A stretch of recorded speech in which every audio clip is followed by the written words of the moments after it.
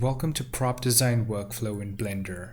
During the course of this tutorial, I will walk you through my process of creating this prop from start to finish using Blender. In the first section, I will go over concept modeling using non-sub-D techniques. We won't be using any external add-ons and will be solely focusing on Blender's native tools.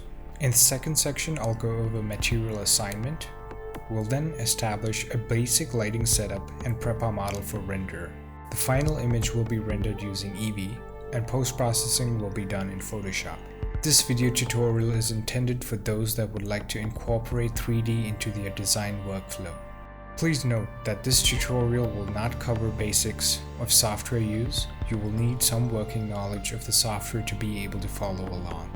You can find the link to this tutorial in the description of this video.